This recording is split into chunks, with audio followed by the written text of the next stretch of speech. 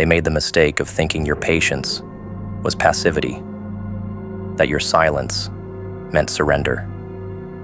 They mistook your slow responses, your studied reactions, as proof of compliance, never realizing you were simply watching, measuring, cataloging every inconsistency, every micro-manipulation, every act that reeked of power hunger masked as charm. They started a game built on rules they assumed you'd never question, a psychological board where they moved first and fast, laughing while you stayed still. But what they failed to see is that stillness doesn't mean absence. Sometimes, the quiet ones are simply calculating where to strike, so the entire table flips at once.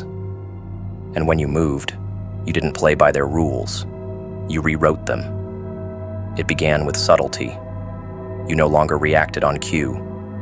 You didn't rise when provoked, didn't chase when baited, didn't fold when guilt tripped. Your timing became surgical, your presence unreadable, and that alone began to unravel them. See, the game they started relied on your predictability. They needed you emotionally available, spiritually open, psychologically exposed. But now you were cloaked in something far more dangerous than armor, clarity. They couldn't gaslight you anymore because you'd stopped asking them for direction. You'd built your own compass, one they couldn't hack, couldn't decode. And when someone loses access to your confusion, they lose control over your reality. They thought they were building a masterpiece of manipulation, but they never planned for an opponent who was learning their moves in real time. You mirrored their strategy until you could mimic it.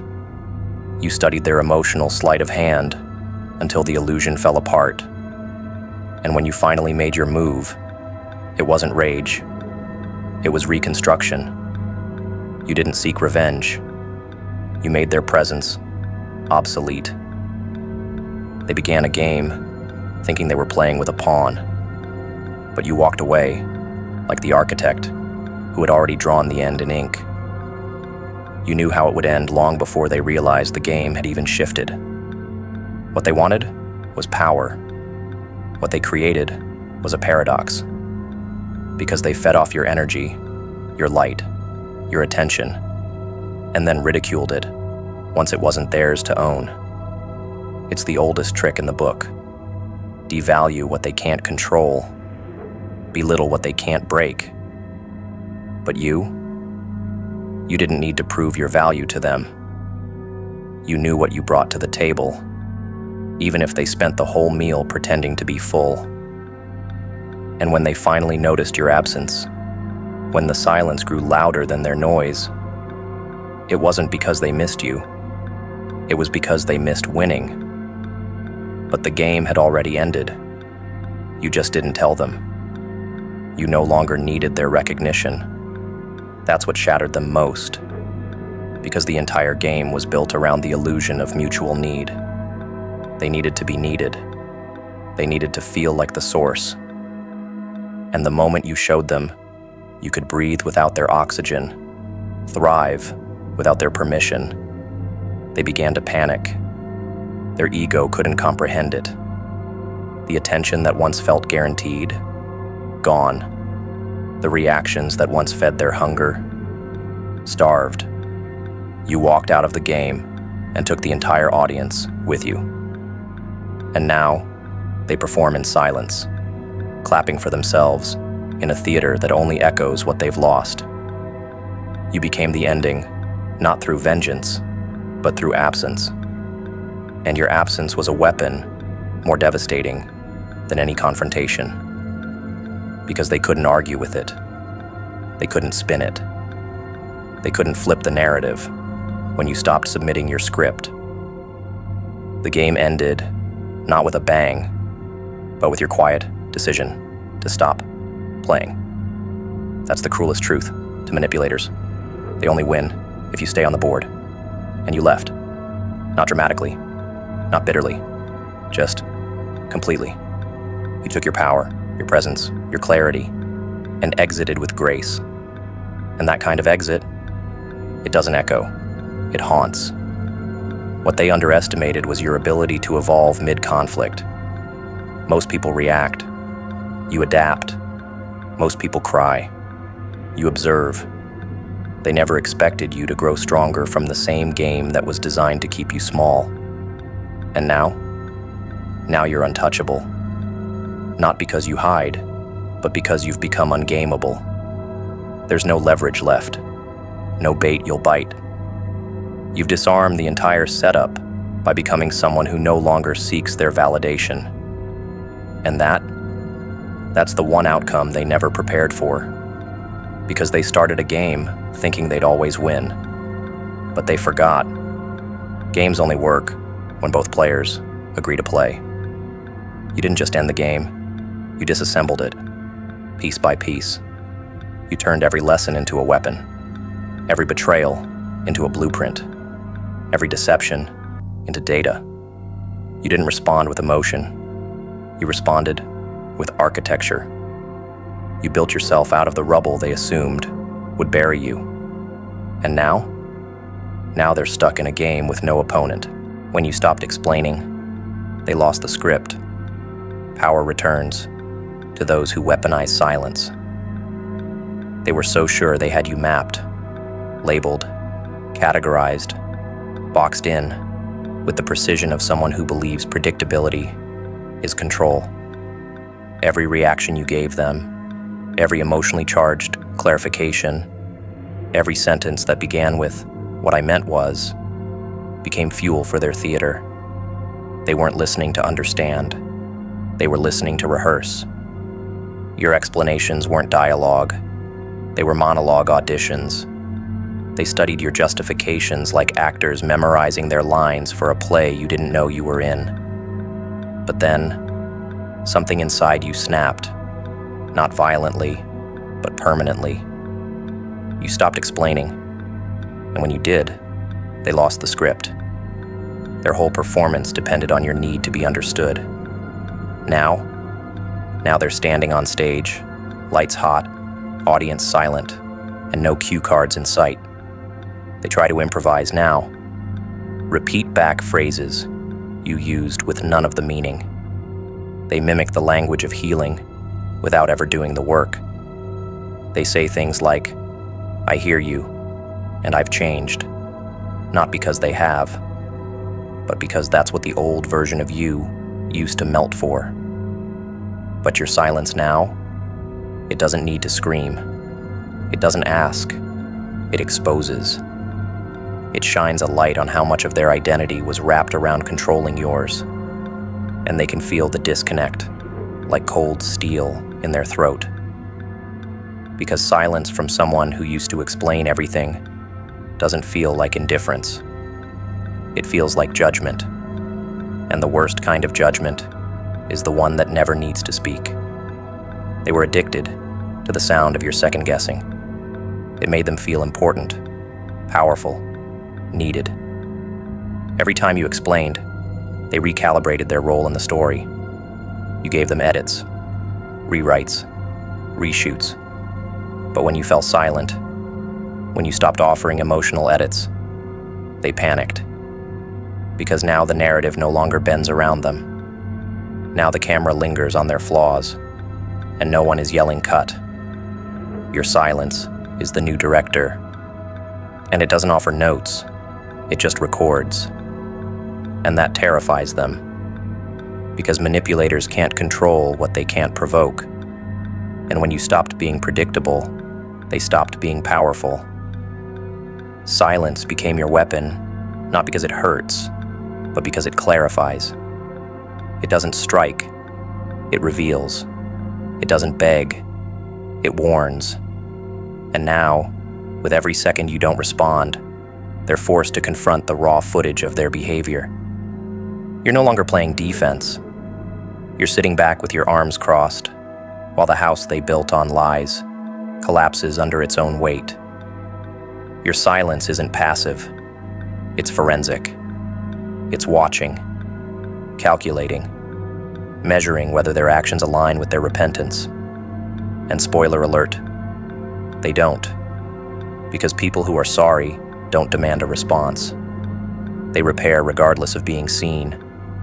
But them, they can't stop reaching for your reaction, like a drowning man flailing for the very storm that sank him. There's a special kind of silence that unnerves people. Not the cold shoulder, not ghosting, but that surgical detachment that comes when someone has processed the entire pattern and chosen peace over explanation. That's the silence you wield now, the kind that suggests you saw everything and decided it wasn't worth your breath. Because you know now, people don't misunderstand you on accident.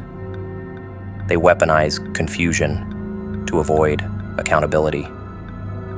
And when you stopped playing translator to your own soul, they were left alone with a language they never cared to learn.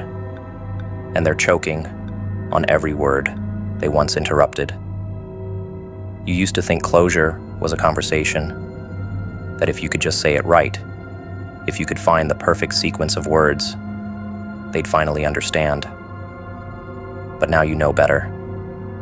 Closure isn't what you get when they understand.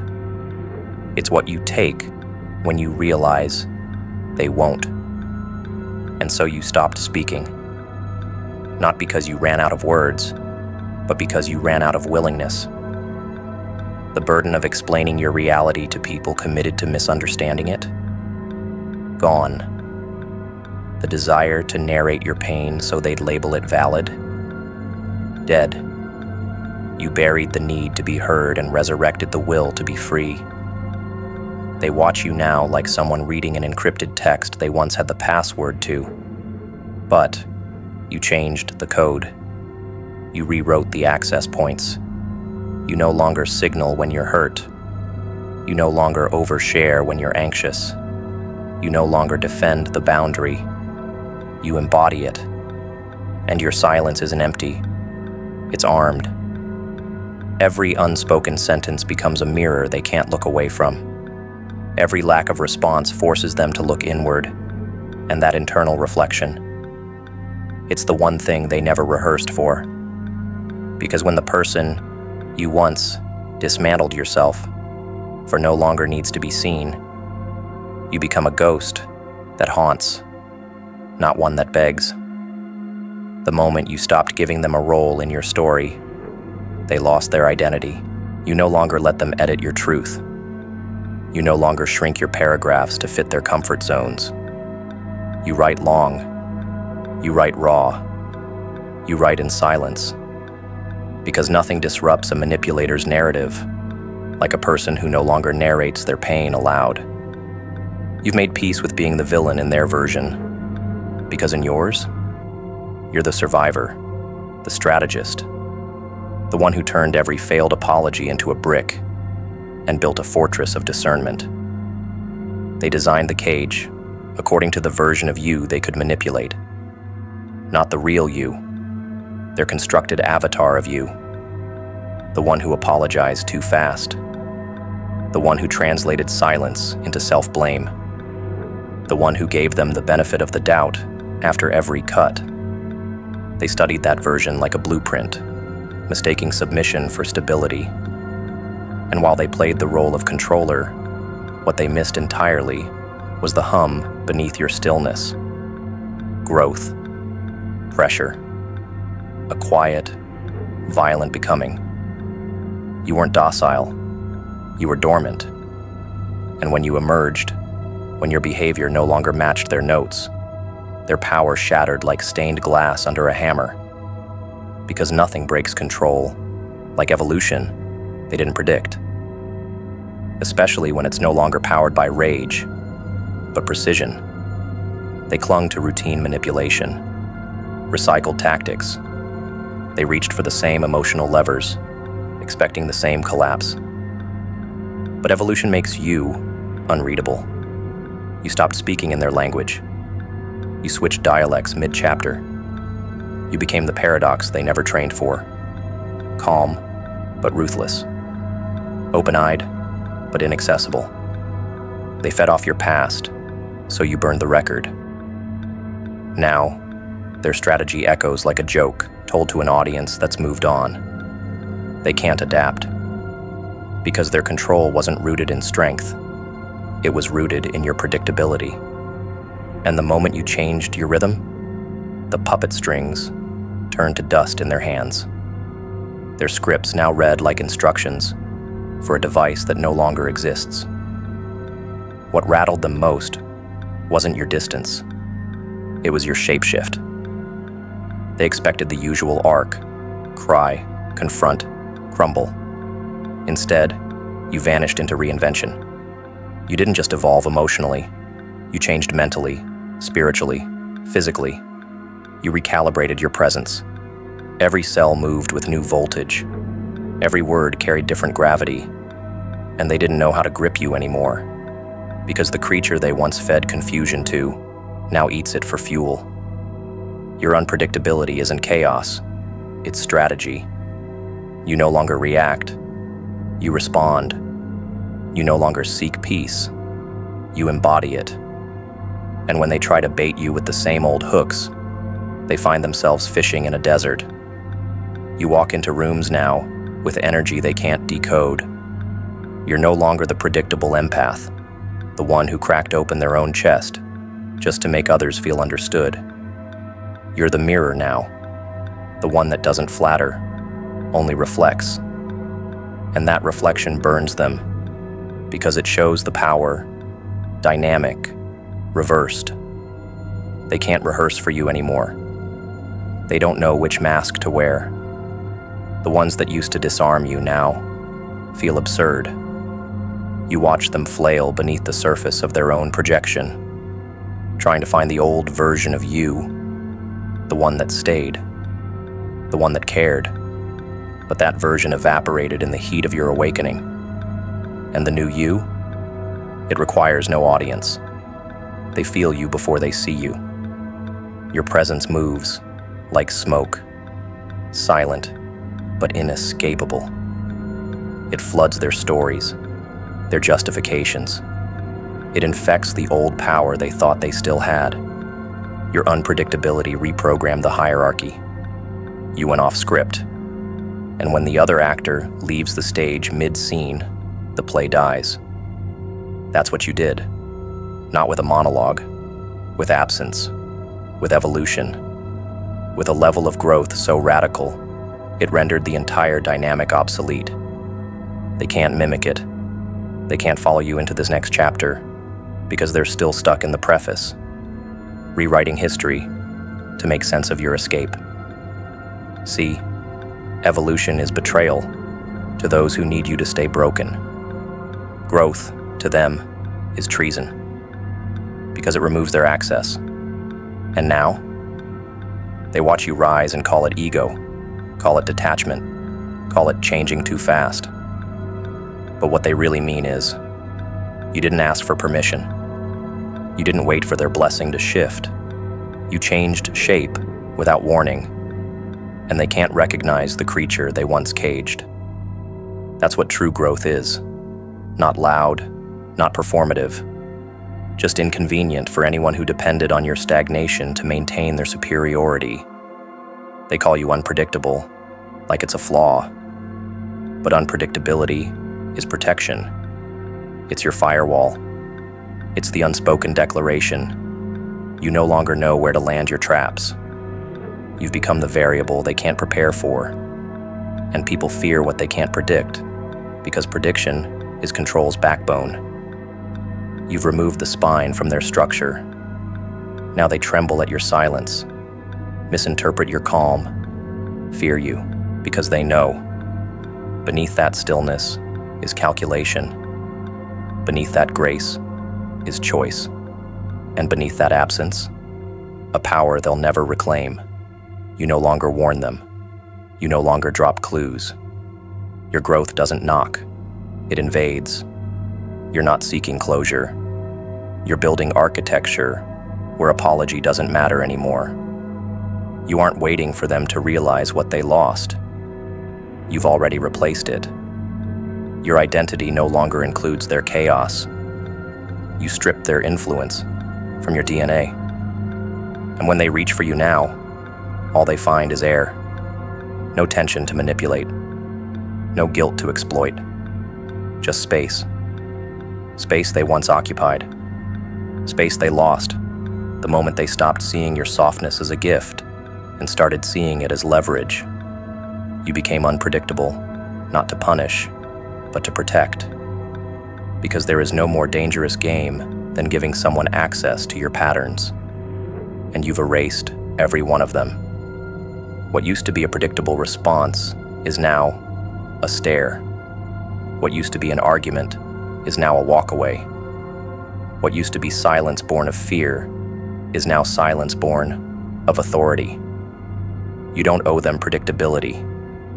You don't owe them continuity. You owe yourself evolution, even if it means becoming a stranger to the very people who depended on knowing your every next move. They wore the mask with elegance, practiced charm, perfected expressions. They didn't just lie, they performed. Every conversation was staged, every apology rehearsed, every compliment timed like a cue on a script they wrote without your consent. Their smiles were props. Their empathy, costume jewelry. It looked real enough until you touched it. They weren't seeking connection. They were seeking audience. And you were front row until you stood up mid-scene and walked out. What they never expected was that you were never just watching. You were building. While they wrote dialogue, you constructed foundation. While they acted out significance, you bled for substance. And when their applause faded and the curtain dropped, they looked around and saw nothing but themselves, while you stood beneath a sky you carved with your own hands. They mistook your humility for naivety, your belief in depth for gullibility.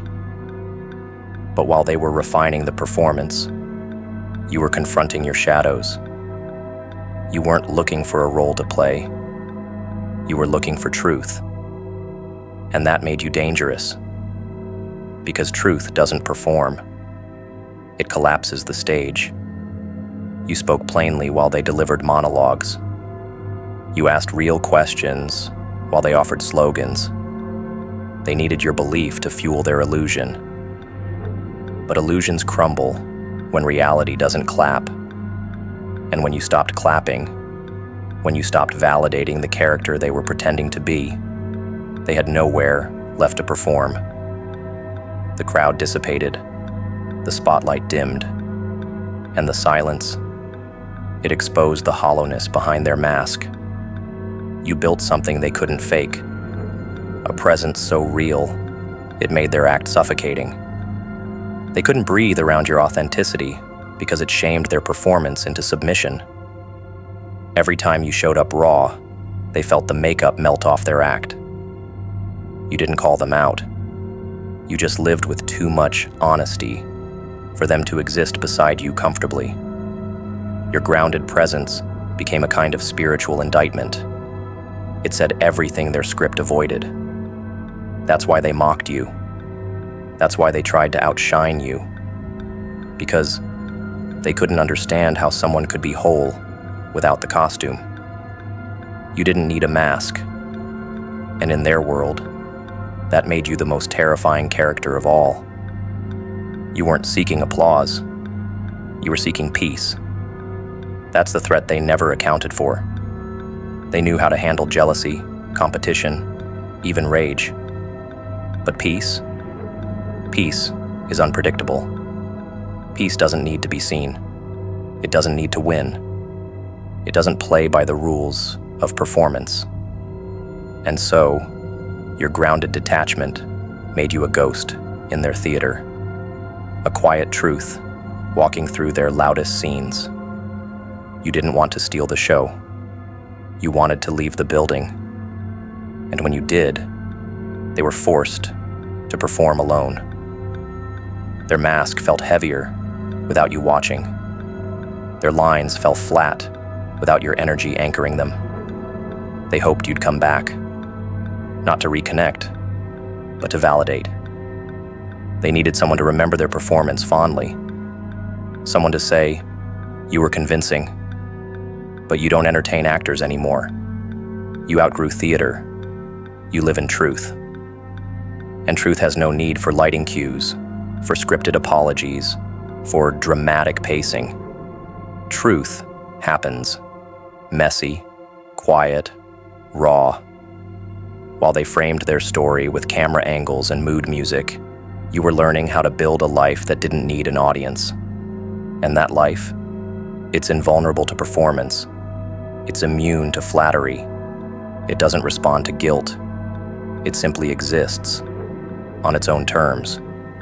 They tell people you changed, that you became distant, detached.